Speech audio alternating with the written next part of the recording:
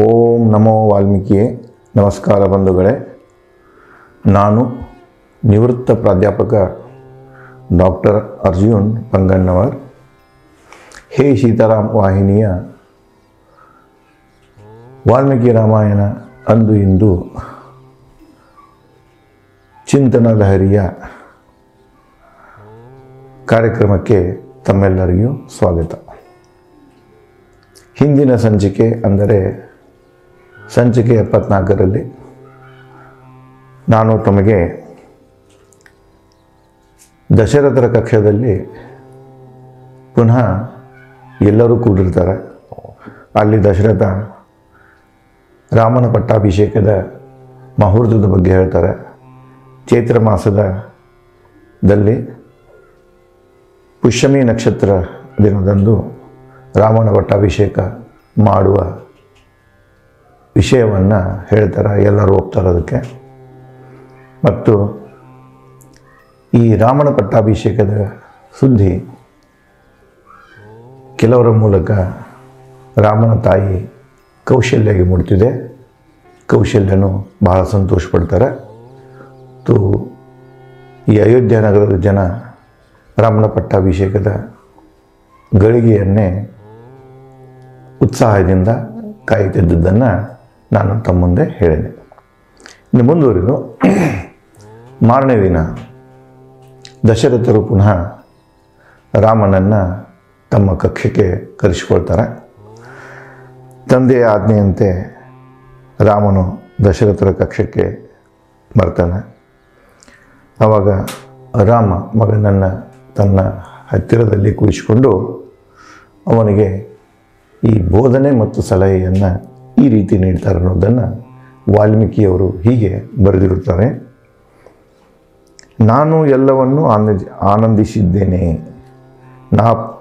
ನನ್ನ ತಂದೆ ಅಜ ನನ್ನ ಪಟ್ಟಗಟ್ಟಿದಾಗಿಂದ ಇಲ್ಲಿವರೆಗೆ ನಾನು ರಾಜವೈಭವವನ್ನು ಆನಂದಿಸಿದ್ದೇನೆ. ಯುದ್ಧಗಳನ್ನು ಮಾಡಿದ್ದೇನೆ.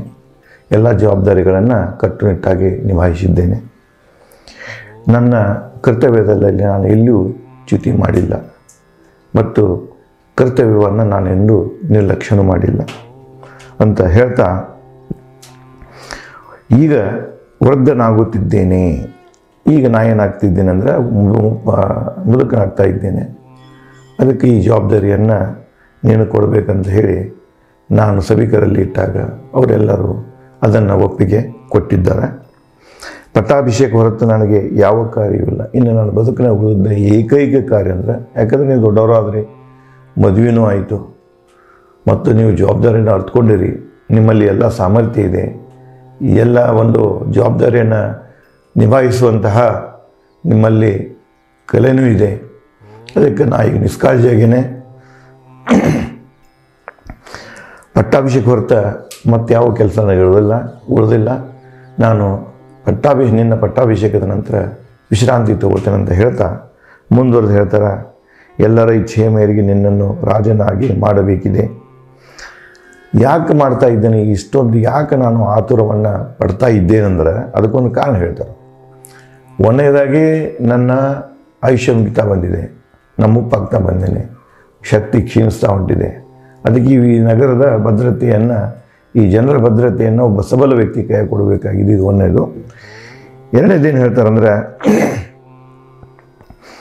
ನಿತ್ಯ ಗುಡುಗು ಮಿಂಚುಗಳು ಹೆದರಿಸುತ್ತಿವೆ. ಇಂತಹ ಘಟನೆಗಳು ರಾಜನ ಮರಣ ಇಲ್ಲವೇ ದುರ್ಘಟನೆಗಳ ಅಪಶಕುನ. ಇಲ್ಲಿ ನೋಡಿ, ಅಪಶಕುನದ ಬಗ್ಗೆ ಹೇಳ್ತಾರೆ.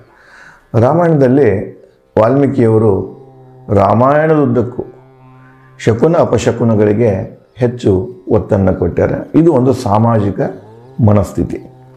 ತ್ರೇತಾಯುಗದಲ್ಲಿ ಜನ ಶಕುನ ಅಪಶಕುನಗಳನ್ನು ನಂಬ್ತಿದ್ರು ಮತ್ತು ಅವ್ರ ಬದುಕಿನಲ್ಲಿ ನಡೆಯುವಂಥ ಘಟನೆಗಳು, ಅದು ಒಳ್ಳೆಯ ಘಟನೆ ಆಗಿರ್ಬೋದು, ಕೆಟ್ಟ ಘಟನೆ ಆಗಿರ್ಬೋದು, ಅವ್ರೇನು ಮಾಡ್ತಿದ್ರು ಅಂದರೆ ತಾವು ಕಾಣುವಂಥ ಕನಸುಗಳ ಮತ್ತು ಪ್ರಕೃತಿಯಲ್ಲಿ ಕಾಣುವಂಥ ಅಪಶಕುನಗಳನ್ನು ಅಲ್ಲಿ ಹೆಚ್ಚು ಕಡಿಮೆ ಒಂದು ಸಂಬಂಧ ಇರ್ತಿತ್ತದು.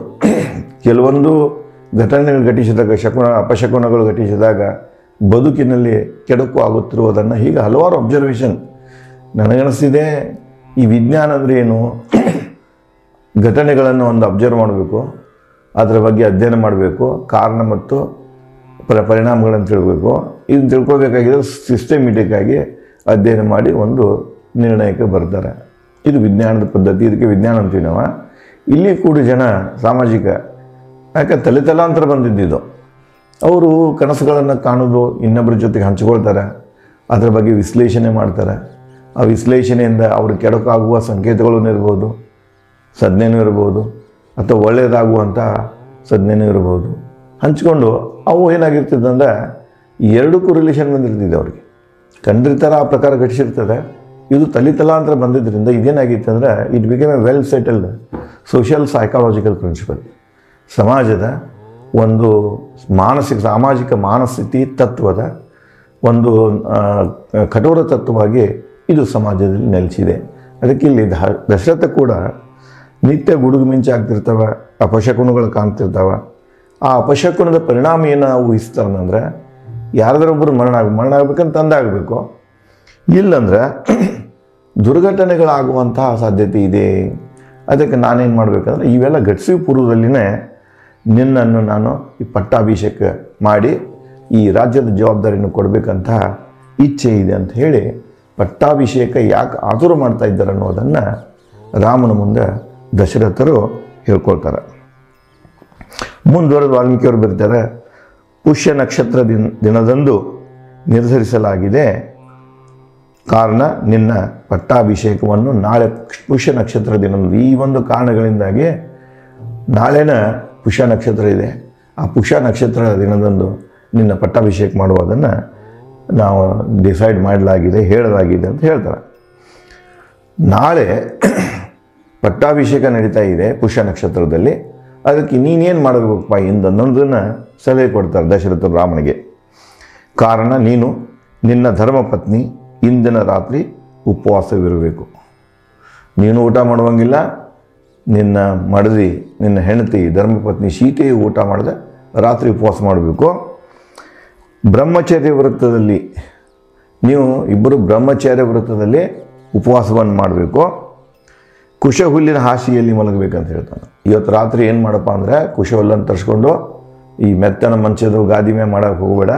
ಇವತ್ತು ಇಬ್ಬರೂ ನೀವು ಬ್ರಹ್ಮಚಾರ್ಯರಂತೆ ಕುಶ ಹುಲ್ಲದ ಹಾಸಿಗೆನ ಹಾಕ್ಕೊಂಡು ಇವತ್ತಿನ ರಾತ್ರಿ ನೀವು ಏನು ಮಾಡಬೇಕು, ಉಪವಾಸ ಮಾಡಿ ಕಳಿಬೇಕಂತ ಹೇಳ್ತಾನೆ. ಅಂದರೆ ಇವತ್ತು ಈ ರಾತ್ರಿ ಇದನ್ನು ಒಂದು ಕಾರ್ಯವನ್ನು ಮಾಡಿಕೊಂಡ್ರೆ ಅಂದರೆ ಬೆಳಗ್ಗೆ ಏನಾಗ್ತಿದೆ ಅಂದರೆ ನಿನ್ನ ಪಟ್ಟಾಭಿಷೇಕದ ಕಾರ್ಯಕ್ರಮ ಶುರುವಾಗ್ತಿದೆ. ಅದಕ್ಕೆ ಹಿಂದಿನ ರಾತ್ರಿ ಇದು. ಈ ರಾತ್ರಿ ನೀವಿಬ್ಬರು ಗಂಡ ಹೆಂಡತಿ ಏನಾಗಬೇಕಂದ್ರೆ ಬ್ರಹ್ಮಚಾರ್ಯರಂತೆ ಇಡೀ ರಾತ್ರಿ ಕುಶ ಹುಲ್ಲದ ಮೇಲೆ ನೀವು ಇದನ್ನು ರಾತ್ರಿಯನ್ನು ಕಳಿಬೇಕು ಮತ್ತು ರಾತ್ರಿ ಇಬ್ಬರು ಊಟ ಮಾಡಬಾರ್ದು ಅಂತ ಹೇಳಿ ದಶರಥರು ರಾಮನಿಗೆ ಸಲಹೆಯನ್ನು ಕೊಡ್ತಾರೆ. ಮತ್ತು ಅದೊಂದು ವಿಧಿವಿಧಾನದ ಭಾಗವಾಗಿದ್ದರಿಂದ ಅದನ್ನು ಆಚರಿಸಲಿಕ್ಕೆ ಸಲಹೆಯನ್ನು ಕೊಡ್ತಾರೆ. ರಾಮನಿಗೆ ಹೀಗೆ ಉಪದೇಶಿಸಿ ಪಟ್ಟಾಭಿಷೇಕ ಕಾರ್ಯ ನಿರಂತರವಾಗಿ ನೆರವೇರಿല്ലെಂದು ಹಾರೈಸಿ ಬೀಳ್ಕೊಟ್ಟ ದಶರಥ ಏನು ಮಾಡೋದು, ರಾಮನಿಗೆ ಇದನ್ನೆಲ್ಲ ಹೇಳ್ತಾನೆ. ಮತ್ತು ನೀನು ಇವತ್ತಿನ ರಾತ್ರಿ ಉಪವಾಸ, ನೀನು ನಿನ್ನ ಹೆಂಡತಿ ಉಪವಾಸ ಇರ್ರಿ, ಮತ್ತು ಬೆಳಿಗ್ಗೆ ಇವೆಲ್ಲ ಕಾರ್ಯ ನಡೀತಾವೆ ಅಂತ ಹೇಳ್ಕೊಂಡು ರಾಮನಿಗೆ ಬೀಳ್ಕೊಡ್ತಾನಂದ್ರೆ ಅವನ ದಶರಥನ ಕಕ್ಷದಿಂದ ರಾಮನ ಅಪ್ಪಣೆ ತಗೊಂಡು ಹೊರಗಡೆಗೆ ಬಂದುಬಿಡ್ತಾನೆ. ಬಂದ ನಂತರ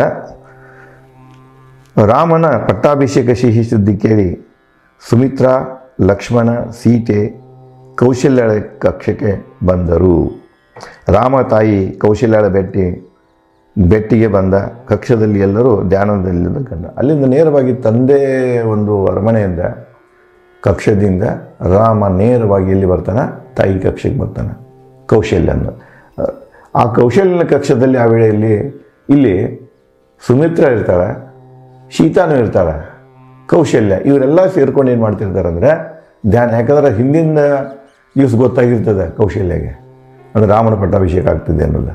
ಇಲ್ಲಿ ನೋಡಿ ಕೈ ಬರೋಲ್ಲ, ಕೈಗೆ ಗೊತ್ತಿರಲ್ಲ. ಈ ಘಟನೆ ಇದೇನು ಡೆವಲಪ್ಮೆಂಟ್ ನಡೆದವಲ್ಲ, ಈ ಡೆವಲಪ್ಮೆಂಟು ಕೈ ಗೊತ್ತು. ರಾಣಿ ಕೈಕೈ, ಸಣ್ಣ ರಾಣಿ ಕೈಕೈಗೆ ಗೊತ್ತಿಲ್ಲ.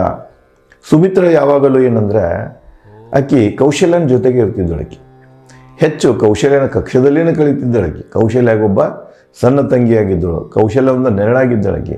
ಯಾವ ರೀತಿ ರಾಮನಿಗೆ ಲಕ್ಷ್ಮಣ ನೆರಳಾಗಿದ್ದಿಲ್ಲ, ಅದೇ ರೀತಿ ಕೌಶಲ್ಯಗೆ ಈ ಸುಮಿತ್ರ ನೆರಳಾಗಿದ್ದಳು. ಆ ಸುದ್ದಿ ಕೊಡೋದು ಕೂಡಲೇ ಏನು ಮಾಡ್ತಾಳೆ, ಸುಮಿತ್ರನೂ ಇವಳ ಕಕ್ಷೆಗೆ ಬರ್ತಾಳೆ ಮತ್ತು ಸೀತೆಯೂ ಬರ್ತಾಳೆ ಮೂವರು ಕೂಡ ಧ್ಯಾನ ಮಾಡ್ತಿರ್ತಾರೆ ಅವರು. ಅಂದರೆ ನಾಳೆ ಮಗನ ಪಟ್ಟಾಭಿಷೇಕ ಆಗ್ತಾ ಇದೆ, ಅದಕ್ಕೆ ದೇವರಲ್ಲಿ ಒಂದು ಪ್ರಾರ್ಥನೆ ಮಾಡೋಣ ಅಂತ ಹೇಳಿ 3 ಜನ ಧ್ಯಾನಕ್ಕೆ ಕುಳಿತಿರ್ತಾರೆ. ಆ ಧ್ಯಾನಕ್ಕೆ ಕುಳಿತ ಸಂದರ್ಭದಲ್ಲಿಯೇ ರಾಮ ಅಲ್ಲಿಗೆ ಬರ್ತಾನೆ. ಕಕ್ಷದಲ್ಲಿ ಎಲ್ಲರೂ ಧ್ಯಾನದಿದ್ದು ಕಂಡ ತಾಯಿ ಬಳಿ ಬಂದ ರಾಮ ಪಾದಕ್ಕೆ ನಮಸ್ಕರಿಸಿ ಲಾಲಿಸಿದನು. ನೋಡ್ತಿರ್ತಾನೆ, ಎಲ್ಲರೂ ಧ್ಯಾನದಾಗ ಕೂತಿರ್ತಾರೆ. ಇವು ನೇರವಾಗಿ ತಾಯಿ ಬಳಿಗೆ ಬಂದು ತಾಯಿ ಪಾದಗಳನ್ನು ಮುಟ್ಟಿ ನಮಸ್ಕಾರ ಮಾಡಿ ತಾಯಿಗೆ ಈ ರೀತಿ ಹೇಳ್ತಾನೆ, ಓ ಅಮ್ಮ, ರಾಜ್ಯವಾಳಲೆಂದು ತಂದೆ ಆಜ್ಞಾಪಿಸಿರುವರು. ನೋಡಮ್ಮ, ನನಗೆ ತಂದೆ ಪಟ್ಟೆಗಟ್ಟಾಗಿ ಹೊಂಟಾರ, ಇನ್ನು ಮುಂದೆ ಕೋಶಲ ರಾಜ್ಯವನ್ನು ನನಗೆ ಆಳಂತ ಹೇಳಿ ಆ ಜವಾಬ್ದಾರಿಯನ್ನು ನನ್ನ ಮೇಲೆ ಹಾಕ್ಯಾರ, ನನಗೆ ಆಜ್ಞೆ ಮಾಡ್ಯಾರ. ನಾಳೆ ನನ್ನ ಪಟ್ಟಾಭಿಷೇಕ ನಡೆಯಲಿದೆ. ಅದಕ್ಕೆ ನಾಳೆ ಪುಷ್ಯ ನಕ್ಷತ್ರ ಇದೆ. ಪುಷ್ಯ ನಕ್ಷತ್ರ ಮುಹೂರ್ತದಲ್ಲಿ ನಾಳೆನೇ ಅವರು ತುರ್ತಾಗಿ ನನಗೆ ಪಟ್ಟಾಭಿಷೇಕ ಮಾಡ್ತಾ ಇದ್ದಾರೆ. ಸೀತೆ ನನ್ನೊಂದಿಗೆ ಇಂದಿನ ರಾತ್ರಿ ಉಪವಾಸವಿರುವಂತೆ ತಂದೆ, ಗುರು, ಹಿರಿಯರು ನನಗೆ ಹೇಳಿರುವರು. ಇವತ್ತು ನಾಳೆ ಪಟ್ಟಾಭಿಷೇಕ ಇದ್ದಿದ್ದರಿಂದ ಇವತ್ತು ರಾತ್ರಿ ನಾವಿಬ್ಬರು ಬ್ರಹ್ಮಚಾರಿಯಾಗಿ ಕುಶ ಹುಲ್ಲಿನ ಮೇಲೆ ಉಪವಾಸ ರಾತ್ರಿಯನ್ನು ಕಲಿಬೇಕಂತ ಹೇಳಿ ತಂದೆನೂ ಹೇಳಿದ್ರು ನನಗೆ, ಮತ್ತು ಗುರು ಹಿರಿಯರು ನನಗೆ ಈ ಸಲಹೆಯನ್ನು ನೀಡಿದ್ದಾರೆ. ನಾಳೆ ನಡೆಯಲಿರುವ ಪಟ್ಟಾಭಿಷೇಕದ ಇಂದಿನ ಮಂಗಳ ಕಾರ್ಯದಲ್ಲಿ ನನಗೂ ಸೀತೆಗೂ ಭಾಗವಹಿಸಲು ತಿಳಿಸಿರುವರು. ನಾಳೆ ಪಟ್ಟಾಭಿಷೇಕ ಆಗ್ತಿದೆ. ಆ ಪಟ್ಟಾಭಿಷೇಕದ ಮೊದಲನೇ ಮಂಗಳ ಕಾರ್ಯ ಯಾವುದಂದ್ರೆ ನಾನು ಮತ್ತು ಸೀತೆ ಉಪವಾಸ ಇದ್ದುಕೊಂಡು ರಾತ್ರಿಯನ್ನು ಕಲಿಬೇಕು. ಇದು ಆ ಒಂದು ಪಟ್ಟಾಭಿಷೇಕ ಕಾರ್ಯದ ಒಂದು ಪ್ರಾರಂಭಿಕ ಭಾಗ. ಇಲ್ಲಿಂದನೇ ಪ್ರಾರಂಭ ಆಗ್ತಿದೆ ಅಂಥೇಳಿ ರಾಮ ಯಾರಿಗೆ ತನ್ನ ತಾಯಿ ಕೌಶಲ್ಯನ ಮುಂದೆ ದಶರಥರ ಜೊತೆಗೆ ನಡೆದಂಥ ಸಂವಾದದಲ್ಲಿ ದಶರಥರು ಹೇಳಿದ್ದನ್ನು ತಾಯಿ ಮುಂದೆ ಹೇಳ್ಕೊತಾನೆ. ಮಗನ ಮಾತು ಆಲಿಸಿದ ತಾಯಿ ಕೌಶಲ್ಯ ಕಣ್ಣಲ್ಲಿ ಆನಂದ ಬಾಷ್ಪದೊಂದಿಗೆ ರಾಮನಿಗೆ, ಈ ಸುದ್ದಿ ಕೇಳಿಕೊಳ್ಳಿ ಆಕೆ ಮಗ ಸ್ವಂತ ಬಂದು ಮಗನ ಬಾಯಿಂದ, ಹಿಂದೇನಾಗಿತ್ತು ಸುದ್ದಿಗಾರ ಬಂದು ಹೇಳಿದಿರೋದು ಹಾಗೆ. ಈಗ ಆಕೆ ಸ್ವತಃ ತನ್ನ ಮಗನ ಬಾಯಿಂದ ಕೇಳ್ತಾ ಇದ್ದಾಳೆ. ನೋಡಿ, ಯಾವ ತಾಯಿಗೆ ಆನಂದ ಆಗಿರಬಾರ್ದು. ಸ್ವತಃ ಮಗ ಬಂದು ಹೇಳ್ತಾನೆ, ನನ್ನ ತಂದೆ ನನಗೆ ಈ ರಾಜ್ಯ ಆಳಲಿಕ್ಕೆ ಪಟ್ಟಾಭಿಷೇಕ ಮಾಡ್ತಾ ಇದ್ದಾನೆ ತಾಯಿ ಅಂತ ಹೇಳಿದಾಗ ಯಾವ ತಾಯಿಗೆ ಆನಂದ ಆಗೋಲ್ಲ? ಆನಂದಕ್ಕಂತೂ ಮಿತಿನೇ ಇರುವುದಿಲ್ಲ, ಅಷ್ಟು ಅತ್ಯಾನಂದ. ನೋಡಿ, ತಾಯಿ ಮನಸ್ಸಿನ ಮದುವೆ ಆಗೋ ತನಕ ಅವಳಲ್ಲಿ ಒಂದಿರ್ತಿದೆ, ಗಂಡ ಮನೆ ಜವಾಬ್ದಾರಿಗಳಿರ್ತಾವೆ. ಯಾವಾಗ ಆಕೆ ತಾಯಿ ಆಗ್ತಾಳಲ್ಲ, ಆಕೆದು ಪೂರ್ಣ ಮನಸ್ಸು ಕೇಂದ್ರೀಕೃತ ಮಕ್ಕಳ ಮೇಲೆ ಆಗ್ತಿದೆ. ಹೆಣ್ಣಿರ್ಬೋದು, ಗಂಡಿರ್ಬೋದು. ಮಕ್ಕಳ ಒಂದು ಪೋಷಣೆಯ ಬಗ್ಗೆ, ಮಕ್ಕಳ ಒಂದು ಅಭಿವೃದ್ಧಿಯ ಬಗ್ಗೆ, ನೆಮ್ಮದಿ ಬಗ್ಗೆ, ಮಕ್ಕಳು ತಮ್ಮ ಹಾಗೆ ಒಂದು ಕುಟುಂಬವನ್ನು ಸ್ಥಾಪನೆ ಮಾಡಿಕೊಂಡು ಸರಿಯಾಗಿ ಬದುಕನ್ನು ಸಾಗಿಸಲಿ ಅನ್ನುವಂಥ ಹಿರಿಯ ಆಸೆ ಮೊದಲು ಚಿಗುರೊಡಿದು ತಾಯಿಯಲ್ಲಿನ. ಅದಕ್ಕೆ ತಾಯಿ ಯಾವಾಗಲೂ ತಾಯಿಯ ಹೆಣ್ಣು, ಮದುವೆಯಾದ ಹೆಣ್ಣು ತಾಯಿ ಆದ ನಂತರ ಅವಳು ಪಾತ್ರ ಚೇಂಜ್ ಆಗ್ತಿದೆ. ಪಾತ್ರ ಚೇಂಜ್ ಆಗಿ ಮಕ್ಕಳಿಗೆ ಹೆಚ್ಚು ಅವಳು ಏನು ಮಾಡ್ತಾಳಂದ್ರೆ ಲಕ್ಷ್ಯವನ್ನು ಕೊಡೋದು. ಇಲ್ಲಿ ನೋಡಿ, ಇದು ಒಂದು ಏನಿದೆಯಲ್ಲ, ತಾಯಿ ಮೊದಲು ತನ್ನ ಪ್ರೀತಿಯನ್ನು ಗಂಡನ ಜೊತೆಗೆ ಅಷ್ಟೇ ಹಂಚಿಕೊಳ್ತಿದ್ದಳು. ಆಕೆ ತಾಯಿ ಆದ ನಂತರ, ಮದುಮಗಳು ತಾಯಿ ಆದ ನಂತರ ಆ ಪ್ರೀತಿಯನ್ನು ಹಂಚಿ ಹೋಗ್ತದೆ, ಮಕ್ಕಳಿಗೆ ಹೆಚ್ಚು ಹೋಗ್ಬಿಡ್ತದೆ. ಅಲ್ಲಿ ಅವನಿಗೆ ಏನು ಕಾಣಿಸ್ತಿರ್ತದೆ, ಗಂಡನಿಗೆ ಮಕ್ಕಳಿಗೆ ಹೆಚ್ಚಿಕ್ಕಿ ಪ್ರೀತಿ ಮಾಡ್ತಾಳೆ, ಗಂಡನ ನಿಗ್ಲೆಕ್ಟ್ ಮಾಡ್ತಾ ಇದ್ದಾಳೆ ಅಂತ ಹೇಳಿ ತಿಳುವಳಿಕೆ ಇದ್ದಂಥ ಗಂಡ ಇದ್ದಂದ್ರೆ ಸಾಥ್ ಕೊಡ್ತಾನೆ ಅವನು ಹೆಂಡತಿಗೆ. ಯಾಕಂದರೆ ಒಂದು ಜವಾಬ್ದಾರಿ ಇರ್ತದೆ. ಮಕ್ಕಳು ಅವರು ಇಬ್ಬರು ಕೂಡ ಮಕ್ಕಳು, ಇಬ್ಬರು ದೂರ ಮಕ್ಕಳು ಇರ್ತದೆ. ಅದು ಆ ಮಕ್ಕಳ ಒಂದು ಉದ್ಧಾರಕ್ಕಾಗಿ ಇಬ್ಬರು ತ್ಯಾಗ ಮಾಡಬೇಕಾಗಿರ್ತದೆ, ಇಬ್ಬರು ಅಷ್ಟೇ ಪ್ರೀತಿಯನ್ನು ಹಂಚಬೇಕಾಗಿರ್ತದೆ. ಅದನ್ನು ಅರ್ಥ ಮಾಡಿಕೊಂಡು ಗಂಡು ಏನು ಮಾಡಬೇಕಂದ್ರೆ ಆ ಹೆಣ್ಣಿಗೆ ಸಹಕಾರ ಕೊಡಬೇಕು. ಒಂದು ವೇಳೆ ಆಕೆ ಮಕ್ಕಳನ್ನು ಹೆಚ್ಚು ಪ್ರೀತಿ ಮಾಡಕತ್ತಾಳೆ, ನಾನು ನಿಗ್ಲೆಕ್ಟ್ ಮಾಡ್ಯಾಳಂತ ಒಂದು ಏನಾದರೂ ನೆಗೆಟಿವ್ ಥಾಟನ್ನು ಅವನು ತೊಗೊಂಡಂದ್ರೆ ಅವನು ದಾರಿ ದಾರಿ ತಪ್ಪಿಕೊಂಡು ಏನೇನೇ ಮತ್ತು ಸಂಘಗಳನ್ನು ಮಾಡ್ಕೊತ ಹೋಗ್ತಾನೆ. ಇವತ್ತು ನೋಡ್ತಾ ಇದ್ದೇವೆ ನಾವು, ಮದುವೆ ಆಗಿರ್ತಾರೆ, 3-4 ಮಂದಿ ಜೊತೆಗೆ ಇದನ್ನು ಮಾಡ್ಕೊತ ಹೊಂಟಿರ್ತಾರೆ. ನಾವು ದಿವಸ ನೋಡ್ತಾ ಇರ್ತೀವಿ ನಾವು. ಹೇಳ್ತೇನೆ ನಿಮಗೆ, ಜನಸಾಮಾನ್ಯ ಮಾಡೋದು ಬೇರೆ, ಸಾಮಾಜಿಕ ಹುದ್ದೆಯಲ್ಲಿದ್ದವರು ಅಲ್ಲಿ ಬಲ್ ತ್ಯಾಗ ಬೇಕಲ್ಲಿ ಅಂಥವರು ಮಾಡ್ತಾರೆ. ಸ್ವಾಮಿ ಇರ್ತಾನೆ, ಯಾವ ಹೆಣ್ಣಿನ ಜೊತೆಗೆ ಅವನು ಏನೇ 108 ಕಿತಾಪತಿಗಳಿರ್ತಾವೆ, ಅದು ಸೋಷಿಯಲ್ ಮೀಡಿಯಾದಾಗ ಬರ್ತಿದೆ. ರಾಜಕಾರಣಿಗಳಿರ್ತಾರೆ, ಆ ಹೆಣ್ಮಕ್ಳ ಜೊತೆಗೆ, ಯಾರ್ಯಾರು ಹೆಣ್ಮಕ್ಳ ಜೊತೆಗೆ ಮದುವೆ ಆದವರು, ಮದುವೆ ಇಲ್ಲದಂಥವ್ರು, ಅವಿವಾಹಿತ ಹೆಣ್ಮಕ್ಳ ಜೊತೆಗೆ ಅನೈತಿಕ ಸಂಬಂಧಗಳನ್ನು ಹೊಂದಿರ್ತಾರೆ. ಇದೆಲ್ಲ ಕಾರಣ ಏನಂದರೆ, ಮನೆಯಲ್ಲಿ ಇರುವಂಥದ್ದೇನಿದೆಯಲ್ಲ ಅಲ್ಲಿ ಅವರಿಗೆ ನಿರಾಶೆ, ಲೈಂಗಿಕ ನಿರಾಶೆ ಇರ್ತದೆ. ಆ ಲೈಂಗಿಕ ನಿರಾಶೆಗೆ ಯಾಕಾಗ್ತಿದೆ ಅಂದರೆ ಹೇಳ್ತಿಲ್ಲ, ತಾಯಿ ಏನು ಮಾಡ್ತಾಳೆ ಎನ್ನೋದು ಅದು ಮಕ್ಕಳಿಗೆ ಜನ್ಮ ಕೊಟ್ಟ ನಂತರ ಹೆಚ್ಚು ಲಕ್ಷ್ಯ ಆ ಕಡೆ ಹರಿಸ್ತಾಳೆ.